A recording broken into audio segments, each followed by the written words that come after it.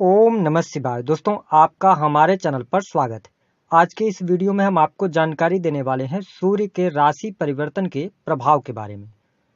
सूर्यदेव 12 फरवरी 2025 को मकर राशि से निकलकर कुंभ राशि में प्रवेश करेंगे और 14 मार्च 2025 तक कुंभ राशि में ही गोचर करेंगे।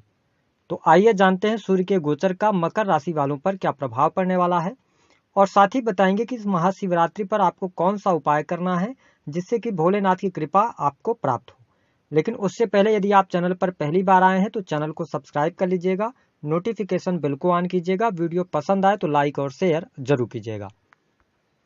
मकर राशि वालों, जब हम बात करते हैं सूर्य ग्रह की, तो हमारे ज्योतिष शास्त्र में सूर्य को आत्मा कारक ग्रह कहा जाता है। सूर्य को उत्पत्ति और प्रकाश का कारक ग्रह कहा गया है। 9 ग्रहों में सूर्य ही ग्रहों के राजा माने जाते हैं। सूर्य को आत्मा, पिता, मान सम्मान, सरकारी क्षेत्र, राजनीतिक क्षेत्र, पद, प्रतिष्ठा, यश, कीर्ति, शरीर में पाए जाने वाली हड्डियां, इम्यून सिस्टम, आंख, इन सभी चीजों का कारकत्व प्राप्त है। तो वही ठीक इसके विपरीत शनि को कर्म कारक ग्रह कहा जाता है।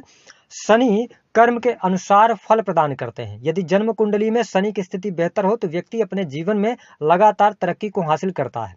साथ ही शनि को शोक, दुख, कष्ट, पीड़ा, कंस्ट्रक्शन लाइन, ठेकेदारी के कार्य, ऑयल इंडस्ट्री, हन रात्रि, साथ ही बीमारी, इसके साथ ही जुडिशरी का फील्ड, इन सभी क्षेत्रों का कारकत्व प्राप्त है।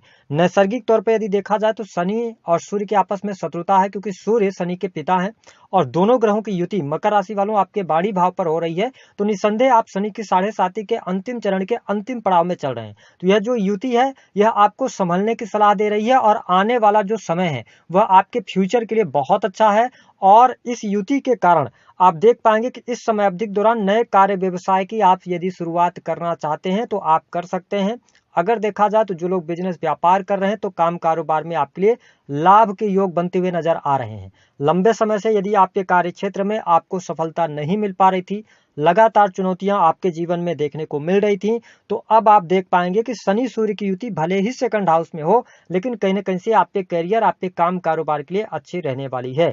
विशेष तौर पर यदि देखा जाए तो इस समय अवधि के दौरान आप अपने परिवार के साथ में क्वालिटी टाइम स्पेंड करने वाले हैं। परिवार के लोगों के साथ में थोड़ा वाणी पर जरूर आपको नियंत्रण रखना होगा, क्योंकि मकर राशि वालों आप बहुत ज्यादा स्ट्रेट फॉरवर्ड होते हैं। जो बात कहनी होती है आप स्पष्ट तौर पे बोलते हैं।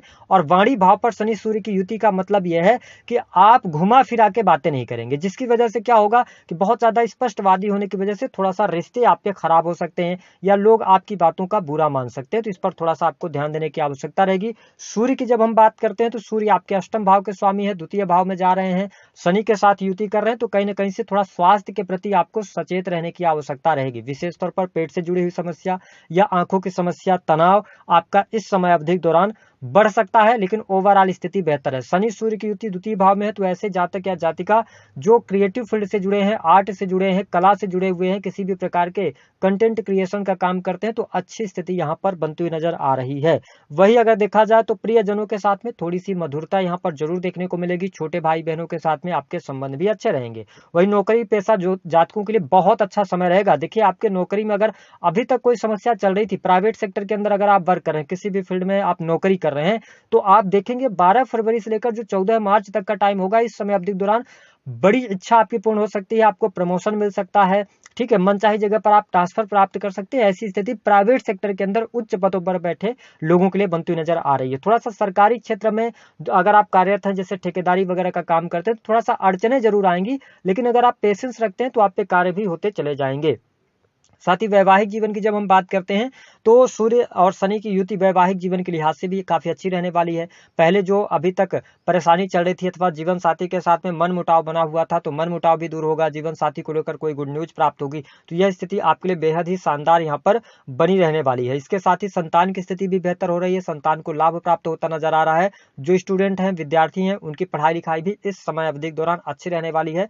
पढ़ाई लिखाई में आपको लाभ प्राप्त होगा। आप देखेंगे, देखिए, सूर्य जब द्वितीय भाव से गोचर करते हैं, है ना, और शनि के साथ में युति में, तो परिवार के प्रति आप में प्रेम बहुत ज्यादा जागृत होगा। मतलब आप अपने परिवार को खुश करना चाहेंगे, उनकी जरूरतों को पूरा करने के लिए पैसे खर्च करेंगे। साथ ही धर्म कर्म के प्रति भी रुचि जागृत होगी। यहाँ पर शनि सूर्य की जब युति बनती है तो कहीं ना कहीं से पिता पुत्र के बीच में संघर्ष पैदा करती है, लेकिन यह युति आपके द्वितीय भाव में है मकर राशि वालों, और सूर्य आपके लिए योग कारक प्लेनेट नहीं है।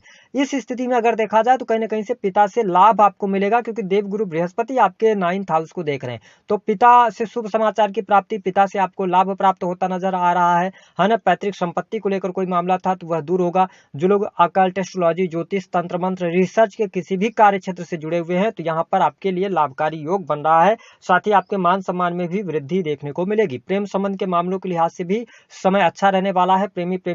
प्रेमिका आपस में एक दूसरे के साथ में मिलने का भी कार्यक्रम बनाएंगे। साथ ही एक दूसरे के प्रति आप लॉयल भी रहेंगे तो ये स्थिति आपके लिए बढ़िया यहाँ पर बनती हुई नजर आ रही है। मान सम्मान में भी वृद्धि देखने को आपको अवश्य प्राप्त होगी। धन की स्थिति बेहतर होने जा रही है। जो अभी तक आपको आर्थिक तंगी का सामना करना पड़ रहा था तो आर्थिक तंगी से आप बाहर निकलेंगे। हाँ, इस गोचर अवधि के दौरान ऐसी कुछ परिस्थितियां बन सकती हैं जहां पे सडन आपको खर्चा करना पड़ जाए, ठीक है। लेकिन ओवरऑल स्थिति की बात करें तो पहले की अपेक्षा अब आपके जीवन में बहुत सारी चीजें बेहतर होने जा रही हैं। थोड़ा अपने खान पान को आप नियंत्रित रखिएगा, है ना। और थोड़ा सा जो आपके मित्र हैं, करीबी हैं, उनसे थोड़ा सचेत रहिएगा क्योंकि शनि की 7.5 का अंतिम चरण है जो कि देखें आपके 29 मार्च तक शनि की 7.5 रहेगी। तो ये जो पूरा महीना रहेगा ना, 14 मार्च तक तो सूर्य शनि की युति है और सूर्य हड्डियों के भी कारक हैं, ठीक है। और द्वितीय भाव से शनि आपके सिंह राशि को देख रहे हैं, अष्टम भाव को, तो चोट चपेट दुर्घटना ना हो जाए। थर्ड हाउस से राहु शुक्र की युति हो रही है तो ऐसी स्थिति में आप तेज गति में वाहन चलाना, बेटिंग लगाना, शर्त लगाना, दुस्साहसी भरे कार्य आपको नहीं करना है। तो आप हेल्थ वाइज भी अच्छे रहेंगे, चीजें आपके लिए बेहतर यहाँ पर होती हुई नजर आ रही हैं। जो लोग सर्विसेज प्रोवाइड कराते हैं उनके लिए भी अच्छा समय रहेगा। विदेशी भूमि से जुड़े जातकों को भी लाभ प्राप्त होता नजर आ रहा है। यदि आप विदेश से जुड़े हुए हैं अथवा विदेश जाना चाहते हैं उसके लिए आप प्रयत्न कर लीजिए, आपको सफलता अवश्य प्राप्त हो जाएगी।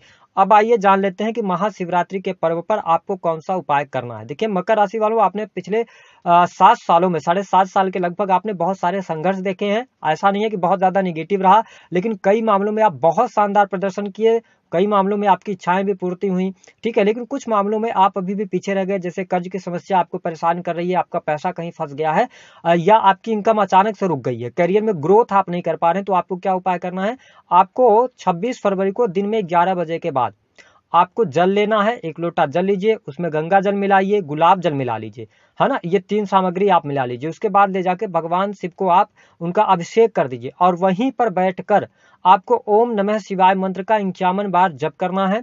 उसके बाद भगवान शिव को बिल्व पत्र या धतूरा आप अर्पित कीजिए। बस इतना उपाय आप कर लीजिएगा सिर्फ और सिर्फ 26 फरवरी को दिन में 11 बजे के बाद। और आपके जीवन में जो समस्याएं चल रही हैं उनको दूर करने के लिए भगवान शिव से प्रार्थना आप करें। पूरे वर्ष भर भगवान शिव की कृपा आपके ऊपर बनी रहेगी। दी गई जानकारी पसंद आए